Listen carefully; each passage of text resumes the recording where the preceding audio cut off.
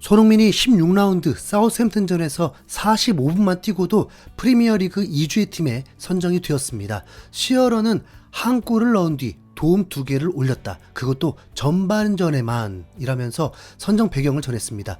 손흥민은 프리미어리그 통산 125골을 달성하면서 역대 통산 득점 공동 18위까지 올랐고 올 시즌 무조건 16위까지는 오를 수 있는 상황입니다. 마음 같아선 올 시즌에 11위 마이클 오웬의 기록인 150골을 넘길 바랬지만 전술 자체가 손흥민 몰아주기가 아니라서 현실적으로는 어려울 것 같습니다. 당연히 프리미어리그에서 은퇴를 하겠다는 마음이라면 프리미어리그 역대 10위 안에 들 수 있는 상황이고요.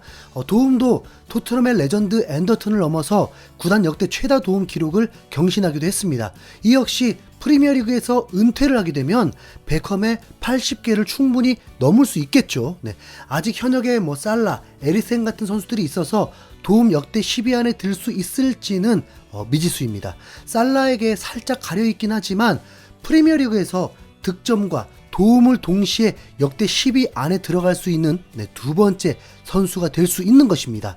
그런데 손흥민은 이런 기록보다 더 중요하게 생각하는 게 있었습니다. 바로 트로피입니다. 그래서인지 인터뷰에서 자신의 기록은 우승과 다 바꿀 수 있다고 한 말이 매우 의미심장하게 들릴 수 있습니다. 그렇다면 뮌헨으로 이적도 정말 현실이 될지도 모르겠습니다.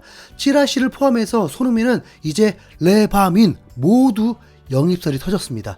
뮌헨 이적은 어느 정도 현실성도 있다고 봅니다. 뮌헨은 최근 38살 노이어와도 재계약을 했죠. 골키퍼는 40살이 되어도 뛸 수 있긴 하지만 뮌헨은 인성과 실력만 갖춘다면 팀에 도움만 된다면 나이는 중요하지 않은 것 같습니다. 독일의 간판 스타 토마스 뮬러도 33살에 재계약을 해서 내년까지 뮌헨에서 뛰게 됩니다. 레반도프스키 같은 경우는 이미 다 이룰 걸 이루고 감독과의 문제도 생기면서 떠나게 된 것 뿐입니다. 손흥민이 뮌헨으로 이적한다면 뮌헨으로서는 매우 땡큐입니다. 하필 주급도 20만 파운드밖에 되지 않고 이적료까지도 없기 때문에 부담 없이 급여를 올려줄 수도 있을 것입니다. 자, 우선 손흥민이 뮌헨을 가길 바라냐고 묻는다면 솔직히 단번에 답이 확 나오질 않습니다. 토트넘에 미련이 남아서 그런 건 전혀 아닌데 정말 손흥민이 이루고 싶은 건 토트넘에서 트로피다 보니까 이적은 둘째치고 진짜 올 시즌 트로피를 들어올리는 걸 보고 싶을 뿐입니다. 네. 이전 컨텐츠를 준비하면서 다른 구단들의 우승 장면들을 계속 보니까 진짜 부럽기는 하더만요. 네. 그리고 그런 일이 손흥민에게도 일어난다면 이건 진짜 월드컵 4강 진출 같은 기분일 것 같습니다. 아시안 게임 때 금메달 딴 건 대단한 일을 해냈다 그런 건 아니잖아요. 네. 반칙성 슈퍼스타들 질변 한국이었는데 그때 라인업 보면요, 아시안 게임인데 토트넘 손흥민, 뮌헨 김민재, 페노르트 황인범, K리그 최고 연봉 이승우, K리그 MVP 조현우였으니까요. 네. 카라바오컵 8강은 동시에 열리지 않습니다. 내일 목요일 새벽 4시 30분에 먼저 3경기가 열리고 금요일 새벽 5시에 토트넘 대 맨유전이 열립니다. 그리고 그 경기가 끝나면 바로 4강 대진이 짜여집니다. 당연히 토트넘이 맨유에게 패배하면 4강 대진 전혀 안 궁금해집니다. 아스날은 크리스탈 팰리스와 붙게 됩니다. 우선 두 팀은 서로 핑계가 없습니다. 주말에 같은 날 경기했고 주중에 경기하는 거니까요. 아스날이 크리스탈 팰리스를 단연 압도한다고 생각한다면 그건 큰 오산입니다. 크리스탈 팰리스는 최근 리그 5경기에서 무패입니다. 2승 3무예요. 아스톤빌라 원정에서도 비겼고 뉴캐슬과도 비기고 맨시티와도 비겼고 브라이튼 상대로는 3골을 넣으면서 승리했습니다. 아스날은 오히려 홈에서 에버턴을 상대로도 무득점 무승부를 거뒀습니다. 크리스탈 팰리스는 수비도 견고한 편입니다. 이번에 2주의 팀 선정에서도 미드필더와 센터백 1명씩 크리스탈 팰리스 선수들이 뽑혔습니다. 아시죠? 토트넘을 날아가게 만든 시작팀이 바로 크리스탈 팰리스였습니다. 이 경기는 단두대 매치라서 팰리스가 무승부만 거둬도 승부차기라서 알 수 없게 됩니다. 그리고 리버풀이 사우스햄튼을 상대하는데 리버풀의 승리가 예상이 되긴 하는데 변수들이 있습니다. 사우스햄튼 감독이 경질되면서 21세 이하 팀 감독이 맡게 되었거든요. 정보를 찾기 어려워서 어떤 스타일의 감독인지는 리버풀전에서 알 수 있습니다. 설마 정신 나가지 않고서야 뭐 공격하려고 하진 않겠죠. 네. 우선 리버풀이 뭐 4강에 오른다고 어느 정도 예상하는 게 맞겠죠.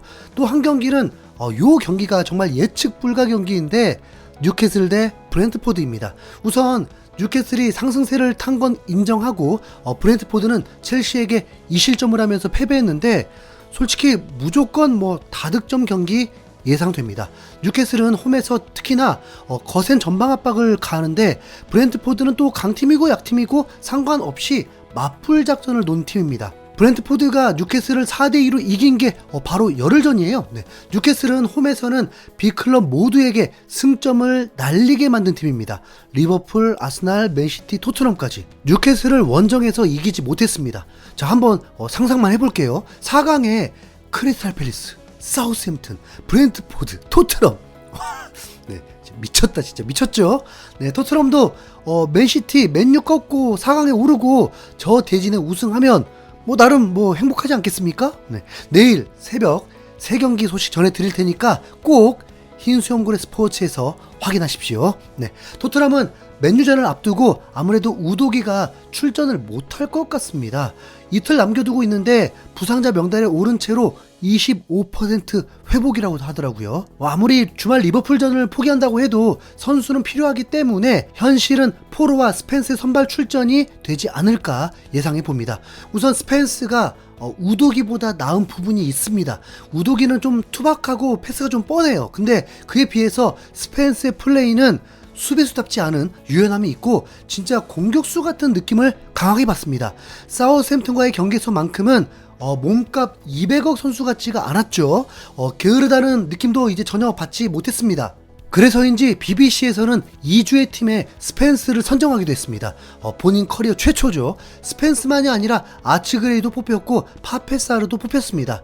그럼 뭐 토트넘에 무슨 뭐 4명 5명이나 뽑혔냐고 생각할 수 있지만 어이없게도 손흥민은 유일하게 영국 BBC에서만 뽑히지 않았습니다. 2골을 넣은 메디슨도 안 뽑았습니다. 네. 스펜스는 콘테 감독이 버렸던 선수였습니다. 구단에서 데려왔는데 잔인할 정도로 외면을 했어요. 그리고 엔지 감독도 부임했을 때는 외면하면서 임대를 떠나야만 했습니다. 이럴 거면 뭐 도대체 스펜스는 왜 있는 건지 스펜스 입장에서도 오히려 폼이 저하될 위기였죠. 이번 시즌을 시작할 때에도 거의 뭐 내보내는 분위기였습니다. 그런데 갑자기 살아남아 있네요. 프리시즌 경기에서 깜짝 활약들을 했고 엔지 감독이 잔류를 선택했습니다. 그럼 스펜스가 올 시즌에 활용이 됐느냐? 아니요, 또 그건 아닙니다. 참 희한한 게 완전 꼭두각시 취급을 하더니 오히려 스펜스는 토트넘과 재계약을 해버립니다. 후에 들은 건 엔지 감독이 스펜스를 별도로 훈련을 시키고 있다고 했었습니다.